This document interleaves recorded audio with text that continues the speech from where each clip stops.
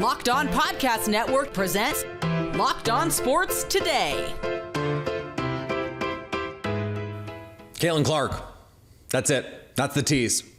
Also, Deion Sanders is saying some strange things and have the Dallas Cowboys become the mom and pop shop of the NFL. Today's episode is brought to you by Gametime. Download the Gametime app, create an account, and use code LOCKEDON for $20 off your first purchase.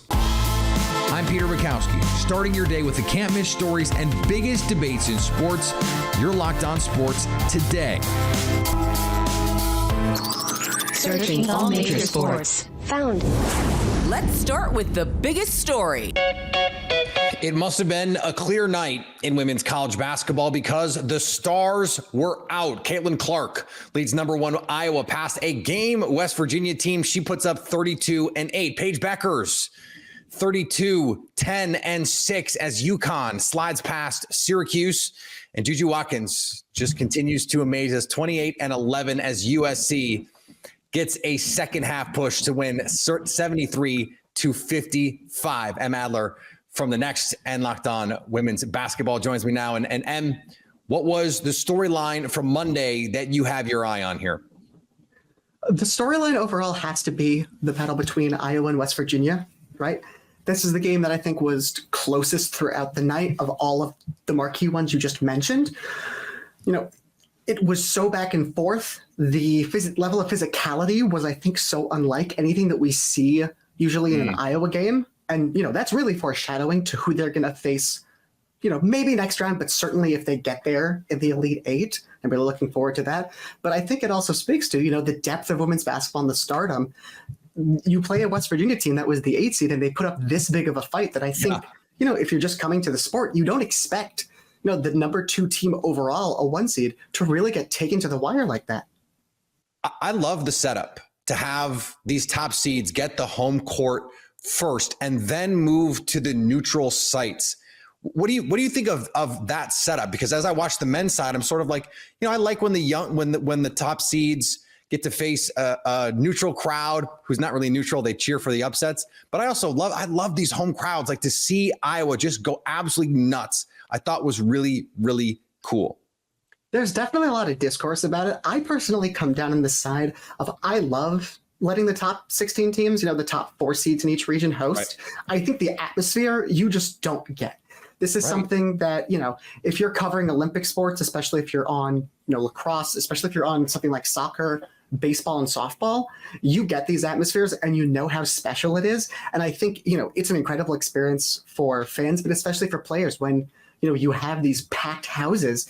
And especially you see this in places like Gonzaga. You saw this, you know, from personal experience last year at Duke, where, you know, your men's team, if it's really good and your women's team is also very good, you'll have your men's team is somewhere else at a neutral site. And so, you know, your fans, the students are all together watching the game, and then you go to the arena to see the women's team because you can be there in person and you have this insane atmosphere like what you have in these different ones. And, you know, on the men's side, when you have these neutral sites, it lends itself definitely to more upsets because, you know, you don't have the home court factor. But, you know, in the women's game, as long as it's going to be that uneven in the first round, you at least can juice the atmosphere. And like you said, it's incredible.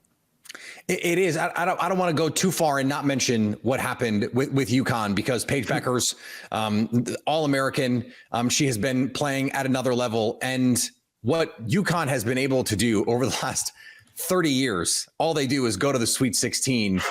This is not a vintage UConn team. What do you make of this version of UConn, especially with Paige Bueckers playing the way that she is? It sort of depends. You know, UConn in a vacuum right now, it's Paige Bueckers has scored 25 points in every single tournament game, including the Big East game that they've played in this season. She has 7 of the last 8 games, she scored at least 25. I believe she's had at least 5 combined blocks and steals, so 5 stocks in all of those games as well. In the Big East semifinals, I believe it was the semifinals, she took the opening tip because they didn't have enough front court people, basically, and she won the tip. She won the tip off. It is truly incredible sort of what they're doing as a team, just having enough juice sort of from the supporting cast to do some creation when she wants to really pass, when, you know, you can't ask her to do as much you can't ask anyone to be the primary on both ends of the ball for 40 minutes. But she, I think, is coming as close as we've ever seen anyone do it, shy of, LeBron in any given Eastern Conference Finals. It's pretty incredible. And if you want to, not in a vacuum, in a matchup, she's going against, in the next time around, they're going against a Duke defense that is one of the best I've ever seen at the college level. The way that they are able to shut down top scoring options, we saw this with Georgia Amor, we saw this with Hannah Hidalgo, we saw this with these really great point guards that they played throughout the season. The way that they're able to do that, to make people see ghosts and to really sort of have their cake and eat it too defensively in a way that, it comes with 20 turnovers a game, but it is going to be a fascinating matchup to see what comes out of that game, because UConn is no defensive slouch in its own right. Keep up to date all year on women's college basketball by subscribing to Locked On Sports Today and Locked On Women's Basketball on your favorite podcast app and on YouTube.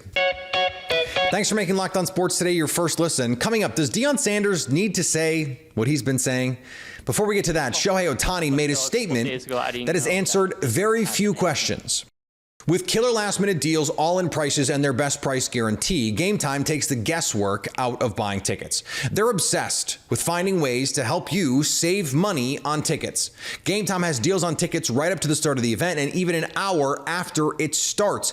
It's the place to find last-minute seats. Find exclusive flash deals and sponsored deals on tickets for football, basketball, baseball, concerts, comedy, theater, and more. With zone deals, you pick the section and Gametime picks the seats for big-time savings. And the Gametime guarantee means you'll always get the best price.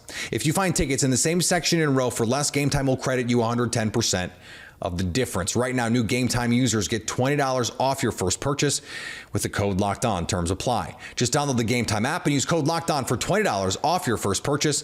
Download Gametime today. Last-minute tickets, the lowest price, guaranteed. Are you watching Fox Sports or ESPN on your TV all day? Do you ever have to turn down the volume with all the shouting? Make the switch to Locked On Sports today, a free 24/7 sports streaming channel programmed for you every day to bring you the biggest stories without all the screaming. Locked On Sports Today brings you the can't-miss analysis, opinions, and news streaming 24/7 on YouTube or on the free Amazon Fire TV channels app, part of the Locked On Podcast Network, your team every day.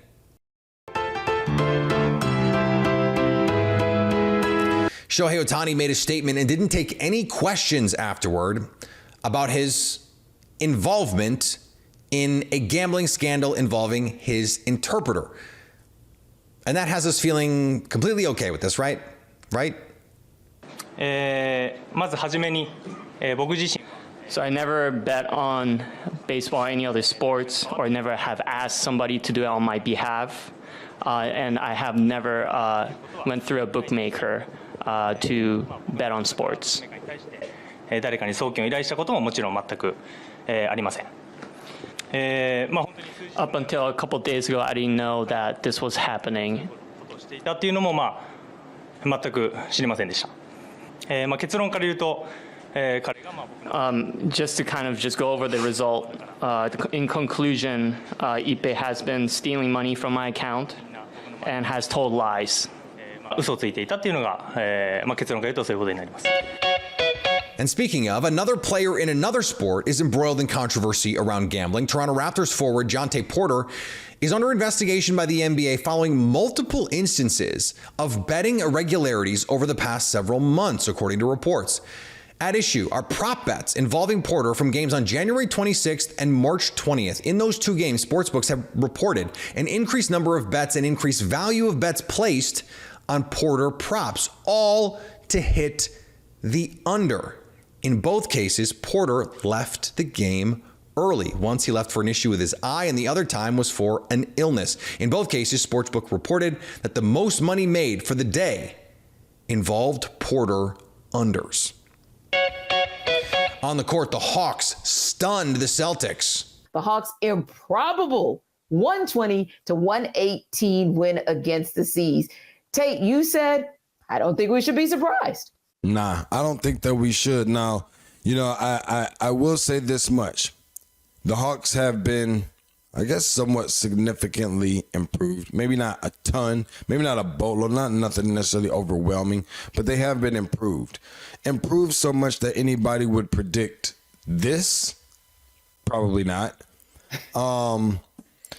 And just being realistic about it. Like, and we've seen them have in their bag some really good things up their sleeve, like some really big time wins. But in the way that this happened, I think not even just about beating Boston. I think the way that they beat Boston, how far they got down and so forth. But I think this kind of speaks to Boston's just kind of vulnerability a little bit. To be able to, we've been talking about this team for I don't know how many years of being the team to go to the finals, or being the team. If someone said the other day, "Oh man, Boston gotta go to the finals," I'm done with them. Gotta go to the finals, like again? You mean they must have to win the championship, or I'm done with them by this point? Exactly. And in the NFL, Mike Tomlin announced Russell Wilson as the favorite to be the Steelers' starting quarterback.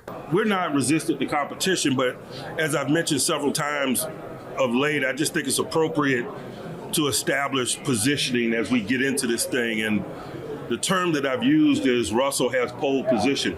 And why do I use that term? Because during this time where we're not formally working, man, I just think it's beneficial. His experience in the National Football League, his process that's been honed and perfected, talking about over a 12-month calendar, is not only good for him, it's good for teams. Deion Sanders has never heard of an offseason, never heard of a microphone he didn't want to talk into. And that's why we love Prime. But it didn't translate into a winning season last year in Colorado in his first year at the Mile High. So what now? Well, now he's talking about how Travis Hunter and Shohei Sanders, his son, of course, there's certain cities in the NFL where they're just not going to play. Kevin Borba from Locked On Buffs joins me now. And Kevin, one of the big things that I was wondering when Coach Prime showed up in Colorado was how long will the bravado last if they're not winning? We're just one season in so far, right? Right. So how long do you think the patience will be for Colorado fans, for college football fans, if they don't turn this around? Yeah, I think that's a very great question. College football fans, I think they lost their patience after year one. I think there's a lot of chatter and talk from the Colorado side of things, and a lot of the traditionalists hate it because they're obviously not a power program. They're not a blue blood, so they don't like to see new things. They don't like to see people writing checks that they can't really cash necessarily at this time. In terms of the program, though, I think you have to give Deion Sanders the longest leash possible. He's boosting the local economy. They're getting an increase in applications at the school from African-American students, and they're all around just generating more interest in recruiting and transfers than they ever have before. So I think you got to give them time to work things out. I think they'll be better this next year. But I think you got to give them some more than a couple of years, just based on all the attention he brings to the program. Realistically, in most college football years, a 4-8 team is not the third most watched team in college football.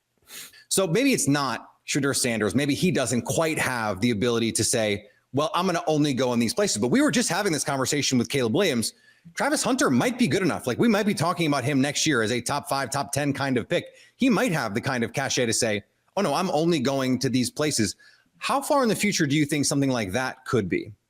Yeah, I think realistically, we're looking at next year, especially for Travis. I think for Shedeur, it's a little more dicey just because he would have to return for what would be a 5th year. Travis is technically a junior next year, so he could return for a senior season. But realistically, and I talked about it on my show yesterday, if you're Deion Sanders and Shohei Sanders, I think that's kind of, and Travis Hunter, obviously, they're kind of grouped together. They're kind of like the 3 people that I think could pull this off. And obviously the last person to do it were the Mannings. And I don't think there's a more prestigious football family than the Mannings, but the Sanderses, excuse me, they're getting up there. They're pretty close right now. They're kind of taking the college football world by storm. So I think they could test it. And realistically, he's already said he doesn't want Shedeur to play for cold weather teams. So he's kind of put him on notice that these teams may not want to draft him. Could 2024 be the season that we go, oh, wait, this is actually working. The talent is real. All the bravado, it's matching the product on the field. Is 2024 too soon to say this can work in Colorado? I think it's not too soon to understand that they could be good. I think it might be too soon to declare them like playoff contenders, which is what Coach Prime has been preaching this whole offseason, that they can make it to the play, which I mean, with the new playoff format, they can technically. But I think they're going to be worlds better. All the guys that were starting in the trenches last year are now depth pieces, which is where they should have been in the first place. Like you said, they just didn't have the depth, but now they have that depth. And so they're bigger in the trenches. They're better everywhere else. And I think realistically, they could be really good next season, which for them is making a bowl game, and anything beyond that is a plus. Because to go from 4 wins to 8 or 9 wins is huge. What kind of benefit do you think it is to Colorado to have a coach who seems to be not just steeped in it, but embracing the current landscape when it comes to the transfer portal and name, image, and likeness here? Yeah, I think the best way to compare it is that one friend that has like the cool parents where it's like they let you eat snacks, they let you have soda after whatever time or whatever. That he's like that. He's fully embracing the social media. He's fully embracing letting everything that young recruits are interested in take place. Whereas other coaches like Dabo Swinney, for instance, he doesn't believe in the transfer portal and he doesn't believe in certain things. His NIL is based off God or whatever he said. Like Coach Prime is ready to let things be his own thing, where NIL is not something. He won't pay you to come to Colorado, but he'll let you know that you can get paid when you come to Colorado, if that makes sense. Stay up to date all year on Coach Prime and the Colorado Buffaloes by subscribing to Locked On Sports Today and Locked On Buffs on your favorite podcast app and on YouTube. Coming up, are the Dallas Cowboys a mom and pop organization? Say goodbye to busted brackets because FanDuel lets you bet on every game of the tourney. Whether you're betting on a big upset or a 1 seed, it's time to go dancing on America's #1 sportsbook. Right now, new customers get $200 in bonus bets if your first $5 bet wins. That's $200 to use on point spreads, money lines. You can even pick a future on who's going to win it all. Or you can check out some NBA lines. FanDuel likes Domantas Sabonis and the Kings to beat the Mavericks in Sacramento tonight. They have the Kings as 1.5-point favorites. Just visit FanDuel.com/lockedon and bet on college hoops until they cut down the nets.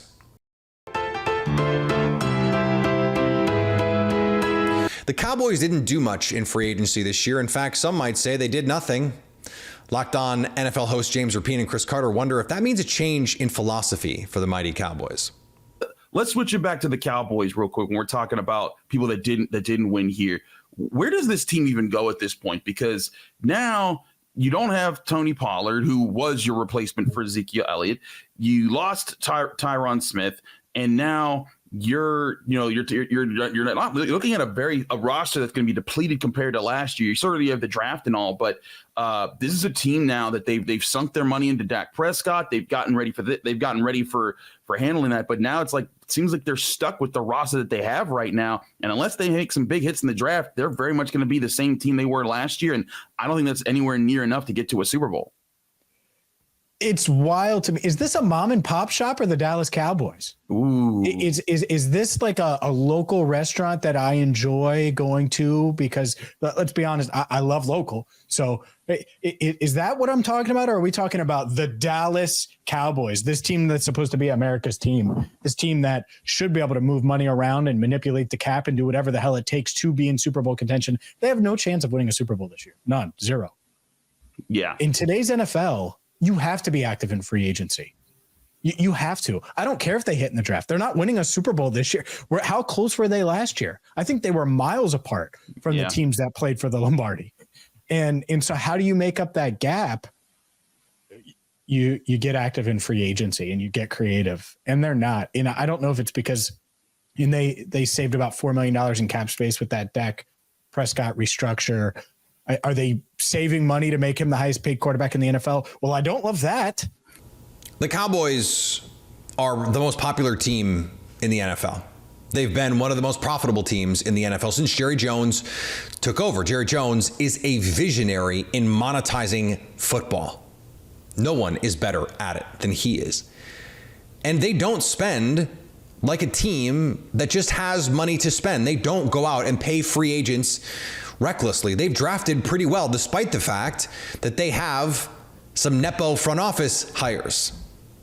That's not even necessarily a qualitatively bad thing in this case because, as I said, they've drafted well. Micah Parsons is homegrown talent. Dak Prescott, CeeDee Lamb, these are homegrown talents. The best players on the Cowboys started their careers in Dallas in those draft rooms. But Jerry Jones has seen it all. And despite his reputation and the bravado, they have not been the team to chase the proverbial dragon the last few years, even as they said, Jerry Jones himself said, we're all in. But they just don't operate like other teams in desperate situations. We on the outside are much more desperate for them to win, or think they should be much more desperate to win than they have acted over the last handful of seasons. And especially when you consider the cachet, the brand of the Cowboys, those two things seem to be working at odds with one another. But when you look at the history of the Cowboys, especially really in the post-Irvin, Emmett, Deion years, that's kind of how they've always done it. They're not the flash organization. They're not even the flashiest team in their own division. They might not even be second. We want the Cowboys to act a certain way because of their reputation, because of Jerry Jones, because of a million reasons. They just don't. And that's okay. And finally, Arthur Blank says no to tampering, which, I mean, look, he has to say that, right? How would you like to be the team that got busted for tampering and all you got out of it was Kirk Cousins? Are you watching Fox Sports or ESPN on TV all day? Have to turn down the volume with all the shouting? Make the switch to Locked On Sports Today, a free 24/7 sports streaming channel programmed for you every day to bring you the biggest stories without all the screaming. Locked On Sports Today brings you the can't-miss analysis, opinions, and news streaming 24/7 on YouTube or the free Amazon Fire TV channels app, part of the Locked On Podcast Network, your team every day. So at least until tomorrow, stay locked on sports today. Locked On Podcast Network presents Locked On Sports Today. For more episodes of Locked On Sports Today, go to our video on demand. Click on sports at the top of your screen. There, you'll find past episodes of Locked On Sports Today, plus other Locked On shows on demand.